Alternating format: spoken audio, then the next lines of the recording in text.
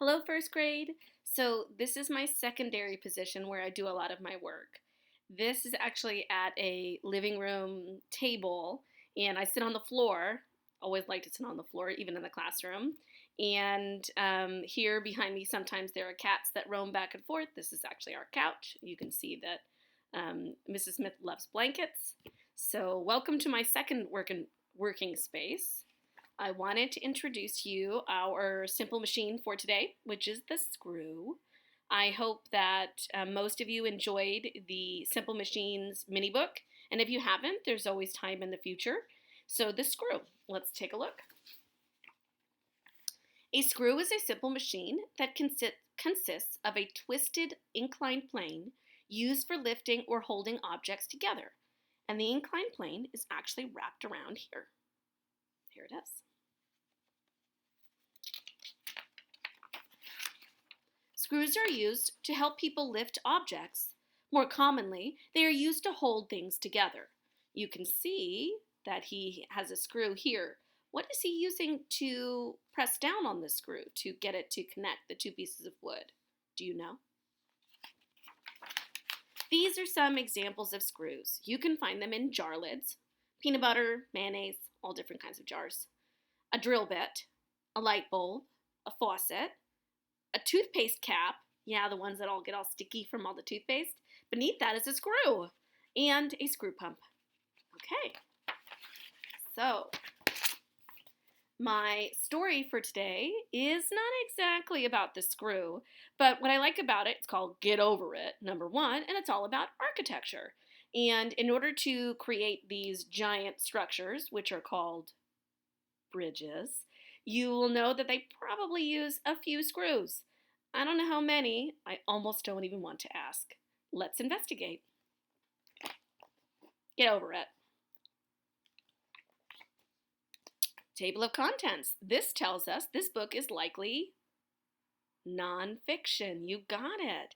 So if I were only curious about the bridge climb or connecting with bridges or even just the glossary, the index, or the investigate here, I could just go to these certain pages. Okay, here we go. Investigate bridges. Think of the places you go each day. Do bridges help you reach your destination? Perhaps you travel over a bridge that spans a harbor or crosses a highway. You may walk across a footbridge that curves over a stream or one that swings and sways above a river. Many journeys would be longer and more difficult without bridges. Bridges are structures that help us to cross obstacles. Bridges are built in different styles and have different features, but all bridges must be strong. What materials are bridges made of? And what shapes do they use and take? I don't want to cross this bridge. Think about strong structures. Early bridges were made of logs, large stones, or rope. The ancient Romans built graceful arch-shaped bridges and aqueducts out of stone. Many of these are still standing thousands of years later. Today, bridges are made of wood, stone, concrete, or steel. They often carry foot traffic, bicycles, cars, trucks, and even trains. Engineers often build bridges using strong arch shape. Many bridges have sturdy triangular trusses.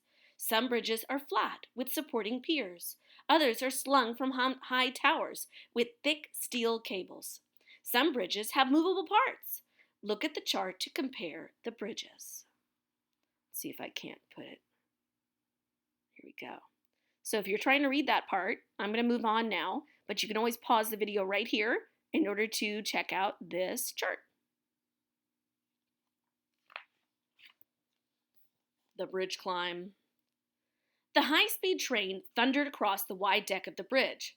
Through the windows, I could see cars hurtling by in a blur of bright colors. I caught sight of blue water far below, crisscrossed by the churning wakes of ferries, powering back and forth on the harbor.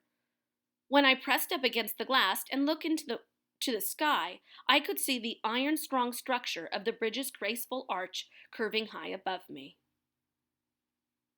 I smiled. Soon I would be climbing that arch so high in the blue sky. Huh. Australia's famous Sydney Harbour Bridge was completed in 1932. It has 8 traffic lanes, 2 railroad tracks, a cycle lane, a footpath, and it is the world's widest long span steel arch bridge. So this is located in Australia. I was excited and a little nervous, but I reminded myself that trained experts lead thousands of people on this famous and very safe bridge climb each year. Bridge, suit, gloves, hat, shoes, headset, harness, slider, tether. Our climb leader made sure we were suited up and equipped with every item we might need. There were 14 other adult climbers in my group, and we were all healthy enough to make the climb.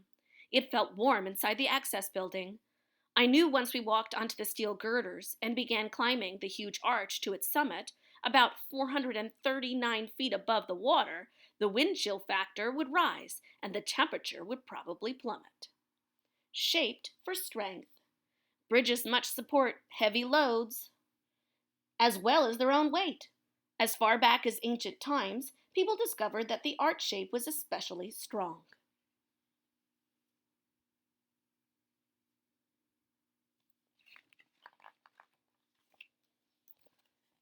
Our climb leader checked the climbers and made sure our sliders were hooked securely onto the safety rail.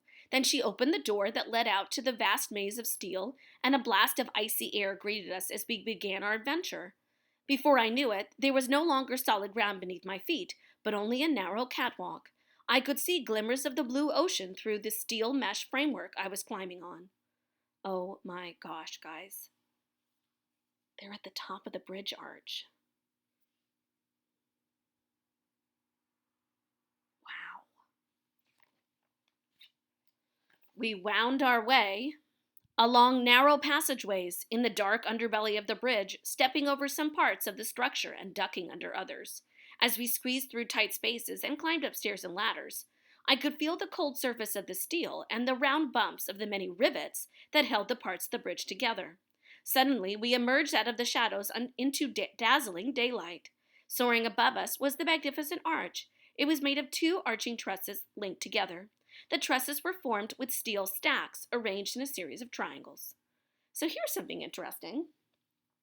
This is a truss is made out of triangles, and a triangle is a strong, stable arrangement that is not easily forced out of shape.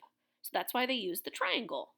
Now, did you notice in where I was reading the bold word, another part of a nonfiction text?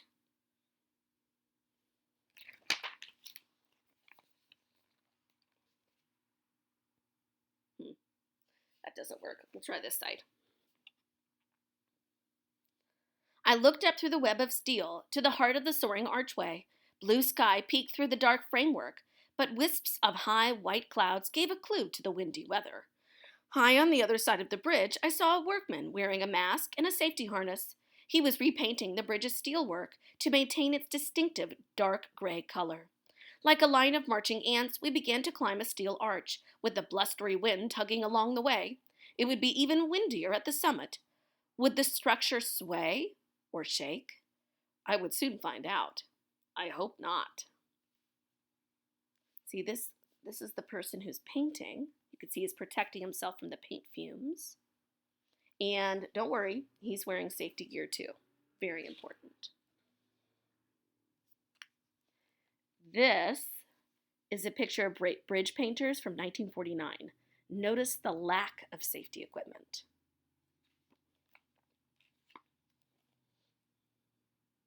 As we climbed higher, the wind grew stronger. I held on tightly, but a powerful gust knocked me back, and I stumbled onto the steel railing. Far below me, I could see cars and trains, the size of toys, racing across the wide roadway. Over the side of the bridge and down, the ocean was being whipped into choppy waves. With my heart pounding, I kept climbing, determined to reach the dizzying height of the summit. Of course, I knew my slider and tether would keep me safe.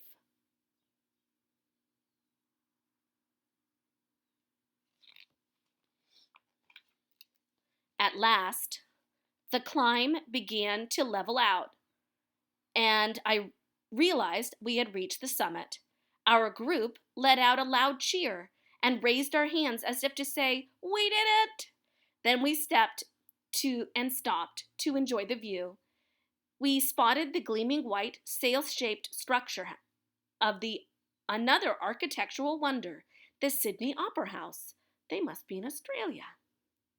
The city sprawled out on both sides of the harbor, and the bridge formed a passageway linking the north and south shores. I could have stayed at the top of the bridge for hours. Look at that. Look at the line of people. Can you see us there someday? Maybe. Oh, neat. Look at that. Beautiful bridges. The modern Millau Viaduct spans a wide valley in France. This graceful cable-stayed beam bridge is the world's tallest road bridge. The Rialto Bridge, with its many arches, rows of fine shops, and exterior walkways.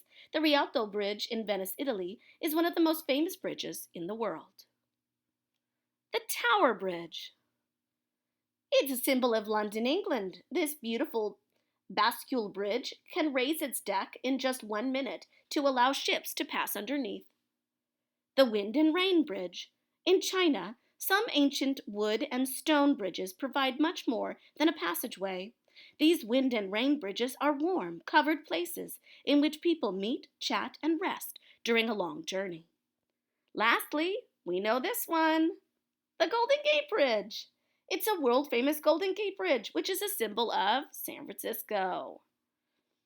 It is one of the world's longest suspension bridges. Its distinctive color stands out in foggy conditions. No wonder they wanted to make it bright.